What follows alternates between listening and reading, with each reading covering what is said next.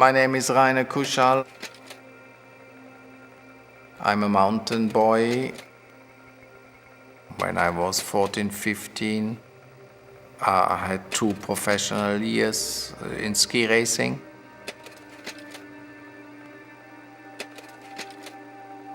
And I had as well my accident in the mountains by jumping into a swimming pool.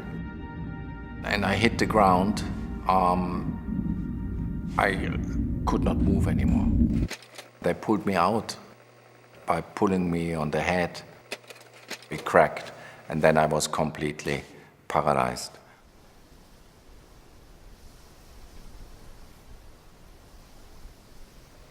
Well, I found myself then in a hospital bed. The doctors always said, well, there's hope, but we don't know. Mentally wise, I tried to connect myself back to my body and drove through to my toes and tried to move them. Only after 3, 4, 5 months, you start to realize, oh, nothing comes back anymore. Then we heard about STOKE Mandeville. After 3, 4 days only, I met first time Sir Ludwig Goodman.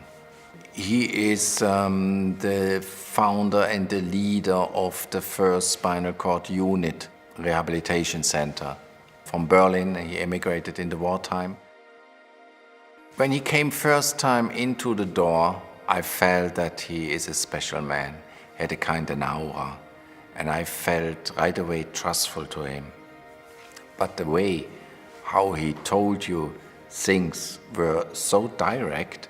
He just said, Rainer, we try to bring you now into the vertical position in a wheelchair, but you never will be able to push a wheelchair. The first change they did was turning me every 3 hours on the side, because I was flat all the time on my back. So I was stiff like a piece of wood.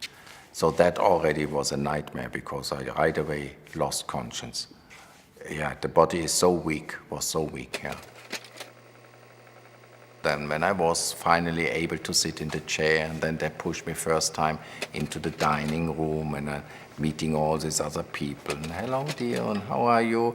And I nearly was fainting all the time. And then I had a very, very tough physio, Maggie. I never will forget her. I strangled her once. I want to kill her. And one day after the physiotherapy, she just pushed me out in the ward, switched the light off, and left me alone. I had no choice, either being there scared or do something. So I saw a light in the front about 30 meters ahead of a road connection where people still were walking out. So I tried to push my wheelchair the first time. So I put my thumbs into spokes until they bleed. So meter for meter.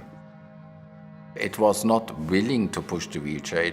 I was scared and in panic and angry. But that is what she got out of me. That's why she has put me in this situation. So that was the hard way. But thanks to that, I continue my life. When I raced the Berlin Marathon, I faced an emotional situation I never could imagine in my life. And it just was after the fall of the wall. And we went through the Brandenburger Tor, make a loop, and coming back to West Berlin. Put the hand down into the wind.